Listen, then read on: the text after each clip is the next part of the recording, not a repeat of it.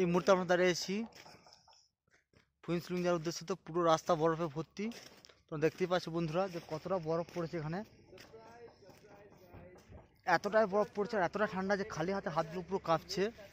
তো যে পরিমাণ মানে বরফ তাতে বিরাট হিউজ হিউজ বরফের স্তূপটা তোমার দেখলে বুঝতে পারো যে কী পরিমাণ বরফ পড়েছে। তোমাদের আমি একটু দেখাবো। পুরো বরফ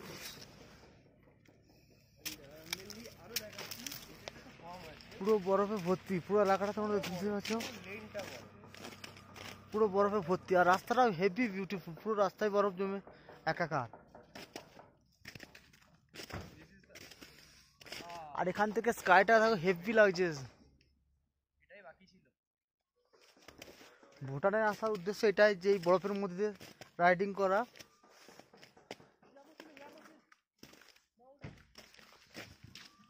সঙ্গে রয়েছে অরিজিৎ দা। এনজয় হয়ে যাক নাকি? অরিজিৎ ফুরফুরে বরফ, ঠিক আছে? দেখো খুব ফুরফুরে। হ্যাঁ কি করবো দেখো, এটা কিন্তু ঠিক হচ্ছে না অরিজিৎ। ঠিক হচ্ছে না বলে আরো বেশি করবো।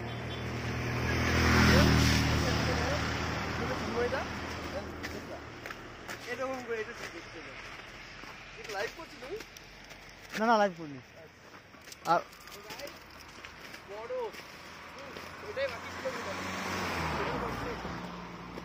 আর কি চাই? হ্যাঁ আর আমাদের গাড়িগুলো এই মুহূর্তে দাঁড়ানো আছে পার রোড সাইডে। Full enjoy. বাইক নিয়ে আসছিলাম, সাডেন মেঘলা ওয়েদার ছিল। তো হঠাৎ করে ওই একটা জায়গায় যে খুব ফগি ওয়েদার থাকে সেটা ক্রস করার পরে এই অবস্থা।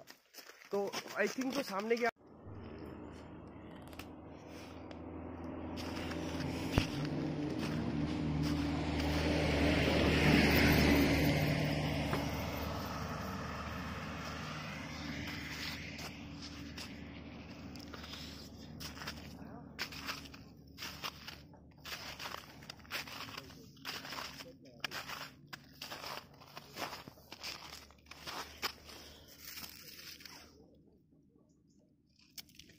ये है बर्फ पूरा जम के। हाँ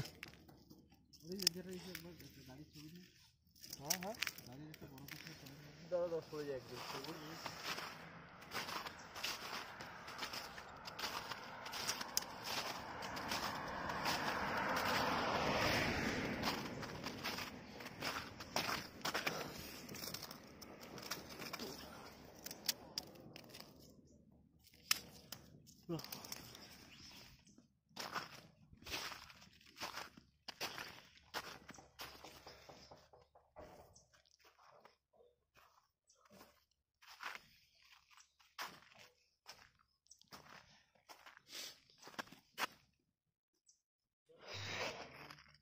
পুরো বরফের স্তূপ।